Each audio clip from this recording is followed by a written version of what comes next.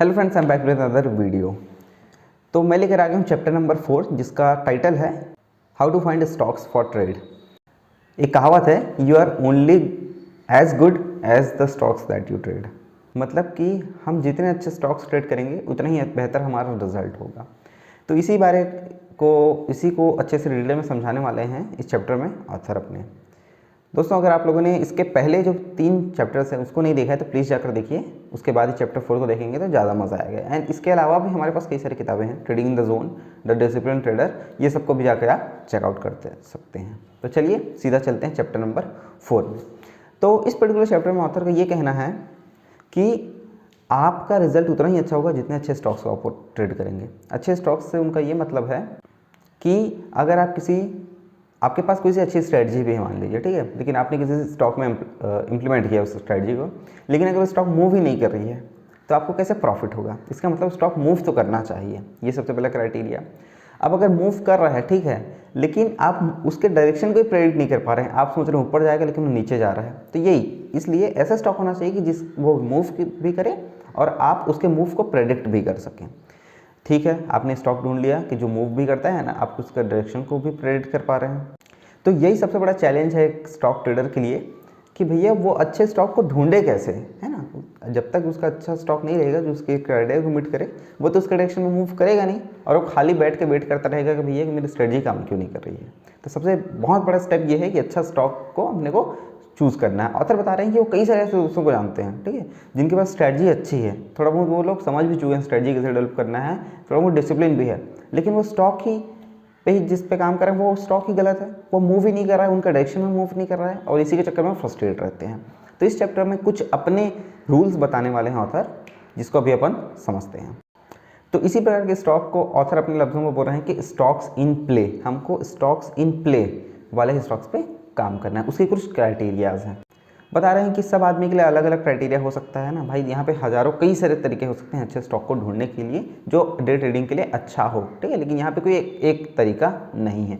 कई लोग हो सकते हैं जो डायरेक्ट ETF में ट्रेड करते हैं, ऑथर बता रहे हैं उनके फ्रेंड हैं कुछ लोग, कोई डायरेक्ट इंडेक्स में ट्रेड करते हैं, कोई सिर्फ गोल्ड में ट्रेड कर रहा है, गोल्ड में पर्टिकुलर टाइम जोन पे ट्रेड कर रहा है, कोई अगर स्टॉक में तो एक सेट ऑफ स्टॉक बना के रखा है खुद के लिए। तो यहाँ पे अलग अलग तरीके हैं। इंडियन मार्केट का नहीं है ये बुक, इसलिए उसके बारे में नहीं पता, बट इंडियन मार्केट में सेम है, कोई इंडेक्स में ट्रेड कर सकता है, कोई सेट ऑफ स्टॉक्स में ट्रेड कर रहा होगा, तो वही सबके लिए क्राइटेरियाज इज डिफरेंट, ओके, कोई एक तरीका नहीं। तो आखिर स्टॉक्स इन प्ले का मतलब क्या है? ऑथर के हिसाब से स्टॉक्स इन प्ले का मतलब ये होता है कि ऐसा कोई स्टॉक जो अच्छा खासा मूवमेंट दे, इतना मूवमेंट दे कि एटलीस्ट हम उस मूव को कैप्चर तो कर सकें, ठीक है। मान लीजिए कोई सा स्टॉक है, अगर वो सिर्फ 10 पैसा मूव कर रहा है, ठीक है, बड़ा सा 1000 रुपये का स्टॉक है, 10 पैसा ही मूव करता है डेली, उसमें मूवमेंट ही नहीं है भाई, हम उसमें कैप्चर क्या करें। लेकिन वही अगर 10, 20, 30, 40 रुपये भी अगर वो मूव कर रहा है तो एटलीस्ट कुछ तो हमारे पास स्पेस है उसको कैप्चर करने के लिए मूवमेंट को। तो वही बोल रहे हैं ठीक ठाक मूवमेंट होना चाहिए, ठीक ठाक वॉल्यूम होना चाहिए उसमें, ये उनका कहना है कि थोड़ा अनयूजुअल वॉल्यूम होना चाहिए, क्योंकि कहीं ना कहीं वो समझाया है कि इंस्टीट्यूशनल एंड रिटेल ट्रेडर के लिए वो स्टॉक बना है। उस पर डिफरेंस करने का यही तरीका है कि जो नॉर्मली जो ट्रेडिंग हो रही है ना जिस वॉल्यूम से, उससे थोड़ा सा ज़्यादा वॉल्यूम होना चाहिए, क्योंकि अगर वो नॉर्मल ट्रेडिंग डेज में जितना वॉल्यूम है उतना ही हो रहा है, इसका मतलब HFT कंप्यूटराइज ट्रेडिंग हो रही है उसमें, इसलिए वॉल्यूम इज़ कॉन्स्टेंट। लेकिन जिस दिन वॉल्यूम ज़्यादा आ रहा है इसका मतलब उसमें कुछ हलचल मचने वाली है, इंस्टीट्यूशंस भी आ रहे हैं और रिटेल का भी उसमें ज़्यादा इंटरेस्ट आ रहा है। तो ये कुछ क्राइटेरियाज हैं स्टॉक्स इन प्ले को ढूंढने के।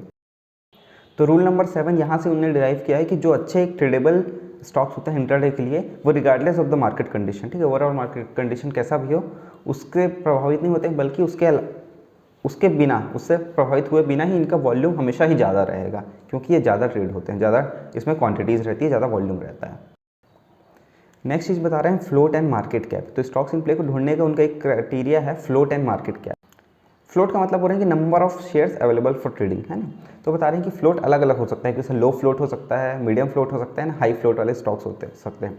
लो फ्लोट वो ऐसे स्टॉक्स को बोल रहे हैं कि जो $10 से कम है जिस शेयर का प्राइस, ठीक है। तो ऐसे में क्या होता है कि कई सारे लोग इसमें बहुत ज़्यादा पैसे बनाते हैं रैपिडली। कोई अगर आपको बोल रहा है कि मैं $100 को $10,000 किया हूँ, तो बहुत ज़्यादा चांसेस है कि वो लो फ्लोट स्टॉक में काम कर रहा है। लो फ्लोट स्टॉक में ये होता है कि ये वोलेटाइल बहुत ज़्यादा रहते हैं एंड इसमें नंबर ऑफ शेयर्स जो ट्रेड होते हैं ना वो बहुत कम रहते हैं, एंड जिसकी वजह से इनको मैनिपुलेट करना काफ़ी ईजी है। तो ऐसे स्टॉक्स को जनरली रिटेल ट्रेडर को इससे दूर रहना चाहिए, लेकिन इसके लिए भी एक स्ट्रेटजी इनके पास है जो चैप्टर नंबर 7 में बताएंगे। लेकिन ज़्यादातर ऐसे स्टॉक से एक रिटेल ट्रेडर को दूर रहना चाहिए। क्यों?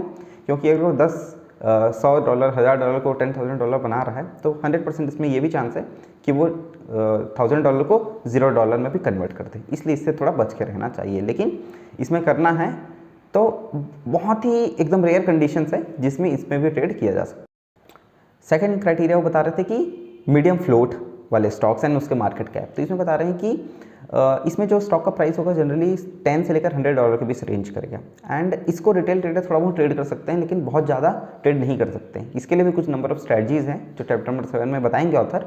लेकिन यहाँ पर बता रहे हैं कि इसमें दिक्कत ये है मीडियम फ्लोट वाले स्टॉक्स में कि ये थोड़ा कॉस्टली होते हैं, है ना। इसमें वॉल्यूम भी थोड़ा ठीक ठाक रहेगा बट ये थोड़ा सा कॉस्टली होते हैं, जिसकी वजह से इसमें इंस्टीट्यूशंस वाले का इंटरेस्ट ज़्यादा हो जाता है सेलिंग वगैरह करने के लिए, एंड रिटेल के लिए कहीं ना कहीं इसमें भी ट्रेड करना थोड़ा मुश्किल हो जाता है।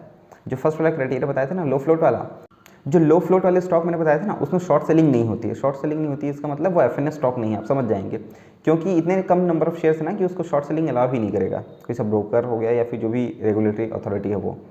जबकि मीडियम फ्लोट वाले में ये एफएनओ ट्रेडिंग हो सकता है इन सब स्टॉक्स में, लेकिन कहीं ना कहीं इसका प्राइस थोड़ा ज़्यादा होता है, जिसकी वजह से रिटेलर्स को इससे भी थोड़ा दूर रहना चाहिए। और जो थर्ड कैटेगरी है वो है लार्ज फ्लोट।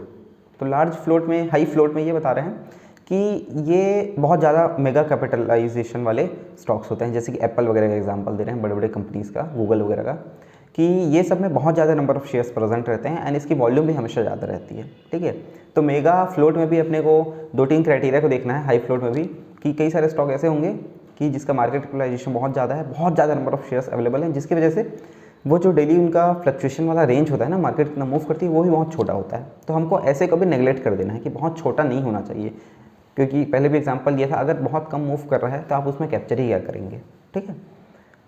अगर ₹1000 का शेयर है, आप उसके 1000 क्वान्टिटीज़ खरीद रहे हैं, एटलीस्ट कम से कम कुछ तो मूव करना चाहिए, वो है कि नहीं। ₹1 मूव करेगा तभी तो आप कम से कम ₹1000 बना पाएंगे। तो वही थोड़ा बहुत तो मूवमेंट होना चाहिए सिग्निफिकेंट, जिसकी वजह से अपने को कुछ तो हाथ में आए प्रॉफिट।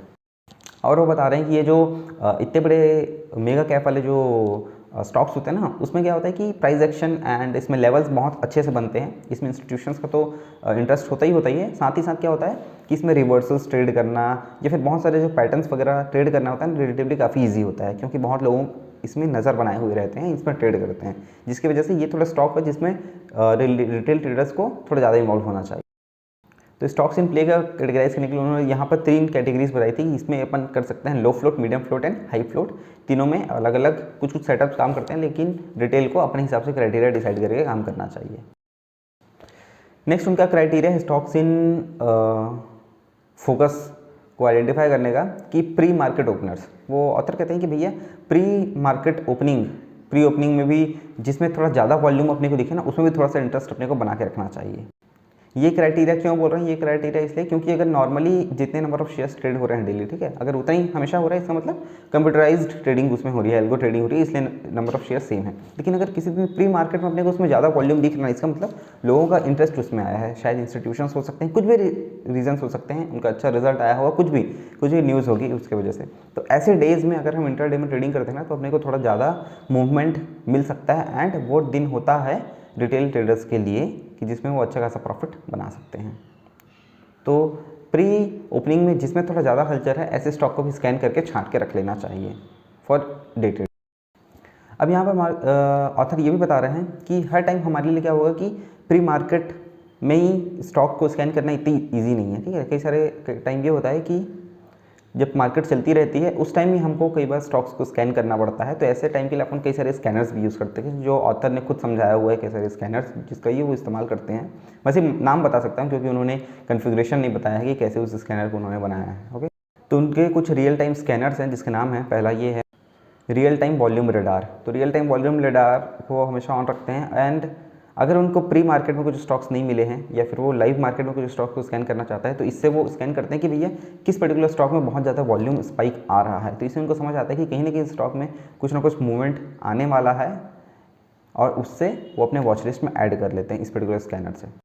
सेकंड स्कैनर वो जनरली यूज़ होते हैं वो है real time bull flag momentum वाला। तो इसमें चैप्टर 7 और इस स्ट्रेटजी के बारे में समझाएंगे ज़रूर, लेकिन थोड़ा ब्रीफ में बताऊं तो वो जो मैंने स्टार्टिंग में बताया ना कि लो फ्लोट वाले स्टॉक्स होते हैं कि जिसमें प्राइस $10 के आसपास ही होता है एंड इसमें लो वॉलेटिलिटी होती है, तो ऐसे सब स्टॉक में शॉर्ट सेलिंग तो नहीं होती है, इसमें सिर्फ लॉन्ग जाया जा सकता है एंड लॉन्ग में बहुत ज़्यादा अच्छे प्रॉफिट भी बन सकते हैं।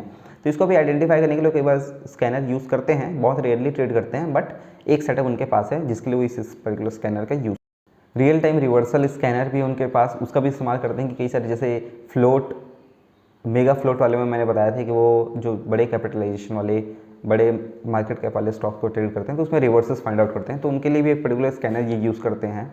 तो दोस्तों और ज़्यादा स्कैनर्स को जान के हमको कोई मतलब नहीं है, बस सीधा मैं आपको यहाँ पे क्रक्स बता रहा हूँ फाइनल क्या समझा अपने को इस चैप्टर से, वो ये कि हमको स्टॉक्स इन प्ले पे फोकस करना है। ठीक है, एज अ रिटेल ट्रेडर हमको नॉर्मली जो स्टॉक्स इन प्ले पे फोकस करना है, क्योंकि जब तक हम सही स्टॉक्स पे काम नहीं करेंगे तो शायद अपनी स्ट्रेटजीज भी काम नहीं करेगी। इसलिए सबसे बड़ा चैलेंज ये होता है रिटेलर्स के लिए, एंड इनको समझना चाहिए कि उनको कुछ नंबर ऑफ स्पेसिफाइड शेयर्स में ही काम करना चाहिए। तो स्टॉक्स इन प्ले ढूंढने का उन्होंने कई सारे क्राइटेरिया बताए। पहले तो बताया फ्लोट एंड मार्केट कैप के हिसाब से।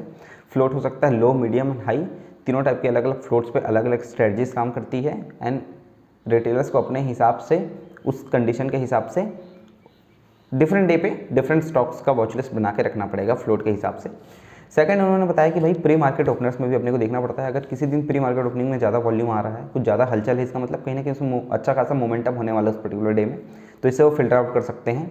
तीसरा क्राइटेरिया बताइए, कई बार प्री मार्केट में भी अपने को समझ नहीं आता है ना, तो अपने को रियल टाइम ही देखना पड़ता है। तो रियल टाइम के लिए अपन क्या, हर टाइम तो इतने सारे स्टॉक्स पे अपन नज़र नहीं लगा सकते, तो अपने को स्कैनर का इस्तेमाल करना पड़ता है कई सारे कंडीशंस में।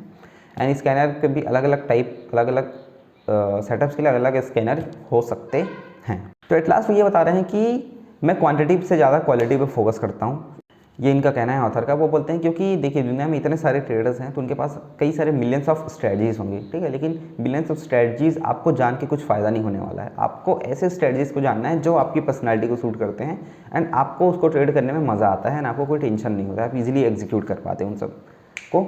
आपको ऐसे स्ट्रेटजीज को पे काम करना है। सेकंड चीज़ बता रहे हैं, डे ट्रेडिंग कई बार बहुत ज़्यादा बुरी हो सकती है, बुरी एंड बोरिंग हो सकती है। बोरिंग इसलिए क्योंकि हमको सिर्फ वेट करते रहना है, मॉनिटर पे अपने जो वॉच लिस्ट बना कर रखें उस स्टॉक को देखते रहना है एंड बहुत कम टाइम के लिए अपने को ट्रेड लेना है, ठीक है, सिर्फ हमको वेट ही करना है, तो इसलिए कई बार बोरिंग हो सकती है।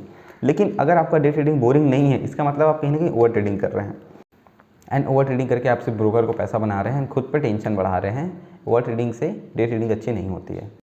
तो इसी से रूल नंबर 8 उन्होंने डेवलप किया है कि जो एक प्रोफेशनल ट्रेडर होता है वो गोरिल्ला सोल्जर की तरह ट्रेड करता है एंड वो ओवर ट्रेड नहीं करता है, अपने अपॉर्चुनिटीज़ आने पर ही ट्रेड करता है। तो दोस्तों यही था चैप्टर नंबर 4 जिसमें उन्होंने बताया था right stocks for day trading and I hope बहुत ज़्यादा डिटेल में तो नहीं समझाए थे, बट थोड़ा बहुत क्रक्स हमको समझ आ गया होगा कि भैया अलग अलग टाइम पे अलग अलग चीज़ों का इस्तेमाल करना है। कहीं ना कहीं आने वाले चैप्टर्स में इसके बारे में और अच्छे से समझाया जाएगा। So this was it in this chapter. मिलते हैं आपसे नेक्स्ट चैप्टर में। Thank you so much, bye bye.